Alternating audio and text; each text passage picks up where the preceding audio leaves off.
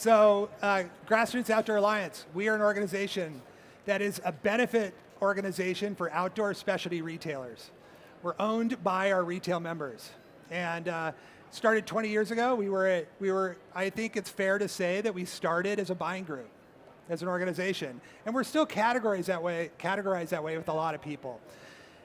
But the Grassroots Outdoor Alliance has really evolved tremendously to be a benefit organization for the health and wellness of independently owned stores, who we feel, is where brands, this is where traction begins for a lot of brands, is in stores like ours. And so I want to make some introductions, introduce to what we do as a group, and then talk a little bit about our values and our benefits, and then move straight into any questions that you have about Grassroots. Okay, so I introduced Dana. Dana manages all of our retail relations for our 65 members on our retail side, and manages all the people that are curious about membership into Grassroots. So she does our newsletter. She is our liaison to all of our members in the field. Dana, you've been with us for how long? 2 years. 2 years. Yeah. She's fantastic. Has more relationships with specialty retailers than anyone I've ever met. Kevin manages all of our vendor relations. 76 now. Vendor partners that we work across the industry. Kevin came to us, worked at A16 for a long time, lives in San Diego, and manages all the relationships with our vendors. So he's the go-to there to answer any of those questions. And Travis is with us from one of our member stores, Great Outdoor Provision, one of the founding members of the organization, and can speak to what the organization means to them as a retailer. And so that's how we'll be answering questions and that you have about what we do. So Grassroots Outdoor Alliance, what is it that we do? Our primary goal and our primary mission and value for our retail members is about collaboration and trust amongst retailers. As we've learned that specialty retailers, they really learn from each other. They learn from their experience and shared practices. And that experience, what we find is that trust that's built between our members is what gives them the biggest benefit. Because to be successful as an independent specialty retailer is difficult. You have to be finance, merchandising, facilities, HR. Travis, what else? Oh gosh. I mean, it really is just everything. You've got insurance. You're worried about, is the water going to be turned on? Is the power on? I mean, it's every little bill. And of all of that, what do you consider yourself really good at? 60%? Yeah, probably. That's high. It's high. Like, you're an expert, and so the group helps fill in that other 40. Like, hey, I got a question. What do I do about credit card fees? Somebody's figured it out in the group. So that's a huge benefit. That's really what we do, is provide vendors a healthy specialty base. Part of the transitions we made, it's a little bit new for us as we move forward, is we've gotten a lot more sophisticated as an organization. And that sophistication comes from adding data into what we do in our everyday business. So another thing we're trying to do as a group is build up the professionalism of us as an organization, so individual retailers can have all the benefits and structure and processes of a large chain store. So that's the second thing we try to do for the group. And third is we're a voice for independent specialty retailers to the industry. So we give these individual retailers, we give them a voice that meets their needs to the industry at large. So those are kind of the benefits. So Dana, if you could talk a little bit about what it means to be a member and what our membership looks like. Sure. We actually have a really diverse membership base. We have stores that, are smaller, and then stores that are multi-door, have designated buying staffs and, HR people and marketing people. I think that's one of the greatest benefits of the group, because there's so much diverse experience and a lot of diversity in the membership. There is some, specific qualifications when people are applying to be in the group. I get inquiries on a daily basis, and I talk with people all the time about what those are specifically. Yeah, there's some complexity to it, but there's a lot of transparency around what we look for, and can answer questions about what that looks like. So we look for financial stability, private ownership. And again, that people that, what I call it is, we need members that are willing to share, Right. to give back. Right. Like when we talk to people, and this works for our vendor community, what if the first thing we hear is, what do I get? Probably not going to go so well. It's like, how can I help? What can I give back to the community? Boy, that's the first step for a grassroots relationship. So Yeah, and I think Devaki, our trade show manager in the front, she calls it, I love this term, she calls it our brain trust. There is so much knowledge in the group. And I think as a member or someone interested in membership, you really need to be willing to be a part of that brain trust in sharing of the information and gleaning from it also. So we have, currently, again, we're 65 members. We're about 132 doors. 135-ish. 30, Yeah. It keeps growing a little. And if you look at MPD data, we're doing about 330 million as a group, just to give you guys an idea of the size and the impact that we have as a group. Right now, Dana's managing about, we're going to get between 3 and 7 new applications this season on retailers. And it worries us a little because we're built on this trust and collaboration, and we just can't like add 10 new members. We got to make sure we bring them in so there's that connection. So Kevin manages our vendor relationship. So Kevin, if you can talk really about what that ideal vendor looks like, Russ. So an ideal vendor with Grassroots, who is a vendor partner, it's not necessarily based on volume. Many of our 76 existing vendor partners definitely do a lot of business with our 65 members, but it's about whether or not they're in alignment with the truly supporting outdoor specialty in their products, in their channels, in their pricing policies and everything else. So it takes all those things, not just volume with our members. Yeah, Yeah. absolutely. So for me, I have a long experience working on the vendor side with Grassroots. What I find is one of the big values is, as you work in your businesses, it's hard to get your hands around independent outdoor specialty. It's like so diverse. If you went to talk to individual members, their needs are all individual and unique. But we give the ability for brands that we work with, like this is the needs of specialty outdoor. Like given all of the ups and downs and all the independent opinions, this is how we recommend you work with us to benefit the relationship that works both ways. So Travis, if you could speak to, as a retailer and a shareholder, like what is really the benefit that you get and your stores get out of membership? Oh gosh, there's so many things. That's where it's really tough to quantify It this. is. I mean, the shows are great because they're so efficient. Yeah. I mean, we do 75% of our buying at the Grassroots show, and we're kind of looking for some more kind of fun stuff here. It's just the collaboration too. It's great to be able to pick up the phone and call somebody and go, "What's working for you in footwear? What are you seeing in paddle sports?" You know, that type of thing is really it's nice to know these guys because we've seen them at the trade show. We've had a beer together afterwards. You're sitting around the dinner table, and these discussions just come up organically that really benefit us because you can always learn from somebody else. I mean, you really can. It's just, it doesn't matter how long you've been doing this. I mean, we've been in business 43 years, and I learned something yesterday. You know, it always happens. So somebody's doing something a little bit better than you or is on a trend a little bit earlier. And it's also just fun. I mean, people laugh at how many 5-inch shorts we sell in the Southeast, so that's kind of a fun one because our northern towns don't do that. So It's true, and the shared and this trust is like, what we find is, as a group of independent retailers, when you're alone, all your decision making is only for what you can take in.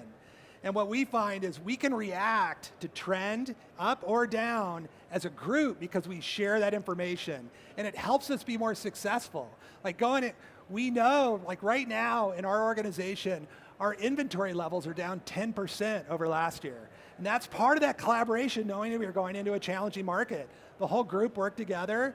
What are we doing? Like they said the overall recommendation is tighten up, work on turn, work on flexibility, holds back some cash. All of those things are things that we work on as a group, again, to work on the health of the group itself. So 65 members, 5 locations. You know, and we're not about growth. We're really about health.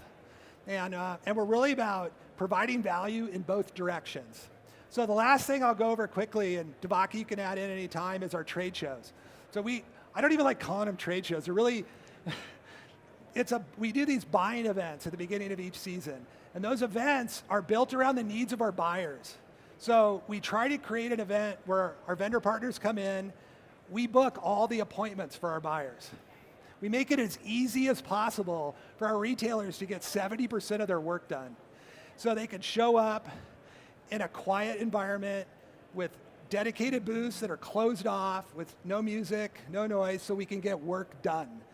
I jokingly call it the world's most boring trade shows because you walk around and there's just nothing. But you look behind the curtain and everybody's working. So they're hyper efficient. They're not for growing brands. It's not a place to get discovered. It's really for a place so when we come here, we have time to focus on discovery of new items. So that's kind of how that relationship works. So that's a group, a general overview. Any questions that we can field as a group? And I'm going to have to split, unfortunately, in 10 minutes, but the groups will go here to stay for as long as you need us. Anything? Because I could talk forever. Bill Kilzicki, come on. No, I do. So you guys, so we talked about Chums earlier. So smaller brand, more of it, it's like super interesting to get that relationship going. You guys with the larger brand, it's been around forever. What we do is we look at how much business you're currently doing with the group. And only to see because, and it's not, again, to Kevin's point, it's not about dollars, it's about penetration into the group. So you're working with, you're at 50%, you're at 40% of membership, and then and what really works for us is have the retailers you're currently working with consolidate and have them recommend that Kevin take a look at what you're doing. Because we don't do it, it's not for us. We don't buy anything. Travis buys things, but we don't. So we really look at recommendations from our members. Dana, anything to add?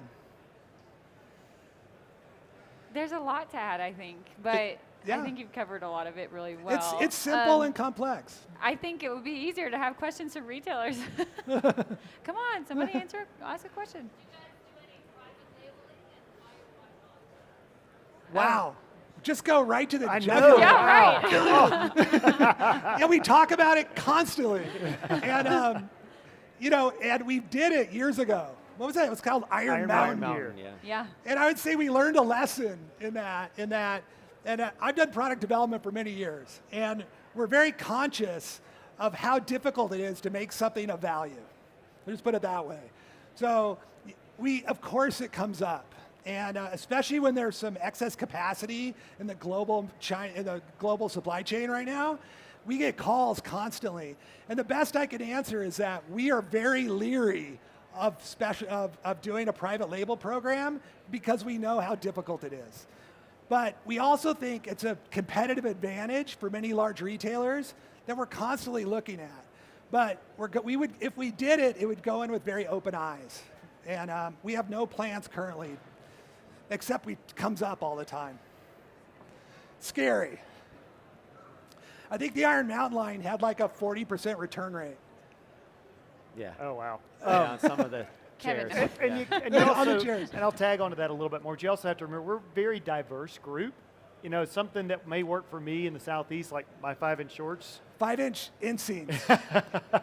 Exactly. Right. Exactly. So, there are some great brands in this hall that we're never going to make a 5-inch short. There's some great ones that make one. So that's the thing, is it doesn't work for everybody. So the commitment level to get something to a private label that can really work for most of the groups is really challenging. I think some of that's what makes us so special is some of the brands that we do carry that are our vendor partners. So I think it's always something that comes up when we want to look at it, but it's really challenging. Okay. Yeah. I missed the beginning, so I might have already answered it. Yeah. But for a retailer, kind of volume the Dana, you want to talk about volume? Sure. I think that's a really interesting question because it really depends on your market, right? We have a really diverse group in terms of sales dollars. We have a lot of single door stores, a whole lot of single door stores, and a lot of folks that are, multi-door also. I think it depends on the retailer. It depends on your market. I would say that the ROI is more beneficial to someone that's a little bit more of an established business. If you were to apply, we would we would want someone that's been in business for at least 3 years, and are somewhere, at least close to that 800,000 in sales per year. We don't have a whole lot of members that are smaller than that. But at the same time, you could be a $650,000 business, but you could also be the second largest business in your market. So there's a different conversation there. So when we understand who you are and who your market is, and what your business looks like in regard to all of that, then it's a different conversation, right? I think what we did as a group is long time it was like 2 million and above. Bigger stores, more established. You have more time at that site. You may have buyers, so you can focus on the amount of work it takes to interact with the group. But what Right. we've learned is we're opening up smaller stores because it's such a benefit to them. Right. But when you're at $1 million, like you're buying, you're cleaning the bathroom, and then you're doing monthly reports to Grassroots and Right. joining a phone call once a month. It's a lot. It's an effort. So we always, but we're having great success of experimenting with smaller shops and bringing them up and giving them all the tools that Travis and the rest of the game has established. And the benefit is extraordinary that it helps those stores. Bill.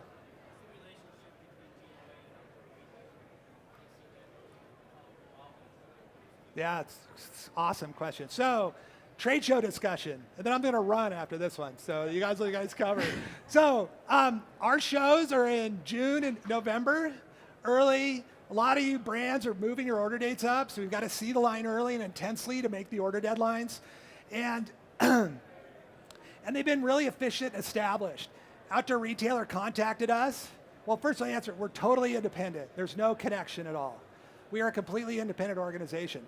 But we feel it's to the betterment as they wanted to move their shows earlier, this show into our time, the timeline we've been sitting in.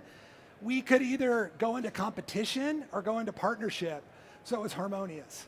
So that's really what it's about, is us and spending an extraordinary amount of time trying to make sure that the in place is thoughtful and doesn't force people to choose between events. It's difficult. I mean, there's no doubt. It's a big thing to tackle, but there's no financial arrangement. We operate on an MOU. They're doing things like Outdoor Retailer, once co-location happens, they spend money on retail education that's we feel is not super effective. So they're giving us the funds that they would normally spend for us to invest it into retail education. But that's kind of it. It ends there. So we participate, so our voice is heard in the decision. So that's it. Okay. If you guys have any other questions, please, the group's here. We're I'm happy liking to that answer. table. This guy's, I You got like another it. one? Oh, He's please. throwing us to the wolves. Sure, I have a question. I want to know about the expectations, either formal or informal, for the members to be buying from the vendors you have agreements with. Yeah, there's absolutely, again, membership in the group from a vendor standpoint is not what do I get. Kevin, do you want to add to that? Right, so there's no obligation. I mean, obviously the vendor partners, a majority of our members are doing a fair amount of business already with them, and it just opens up opportunity to the rest of the membership, but they're not mandated to buy from that group of vendor partners. Right. It's up to them, it's their independent choice. Yeah. And all the buying is done at that 65 member level. Yeah, there are a number, not a ton, but there's a few GOA vendor partners that we just don't buy from right now. We have in the past, and we probably will again in the future. We look at it every year. It doesn't fit what we're doing today. Okay, but if you've got a new vendor in your organization in a category you already have a supplier, as the buyer, are you more willing to sort of shift to this new vendor agreement, or how's it working formally? You guys, you want to tackle? I can. Well, for us, just at a retail store, I mean,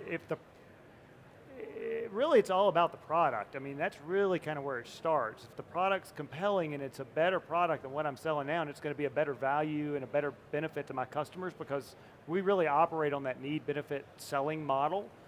We want to talk to our customers and see what they're looking for and put them in the right thing, not something that just because I'm trying to sell something really expensive today, that's not how we operate.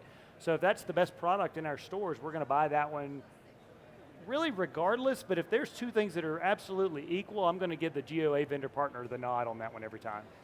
We will never, it's not a pay-to-play program at all. And what I found being on the vendor side for so long is participation gives, when you're looking for how to benefit specialty retail and be successful, you've got an organization here that's helping brands answer those questions and be a resource for you. We've delivered data on performance across the group, comparison data across your competitors, to give you all the information so you can be more successful. But you have to fight it out just like everybody else for, on the floor. Yeah. Okay, I'm sorry, I gotta go. I got a phone call I cannot miss. And but guys, I think we go informal, we take the headsets off, and please grab everybody if you have any other questions and just want to dive deeper with the group that's here. Thank you.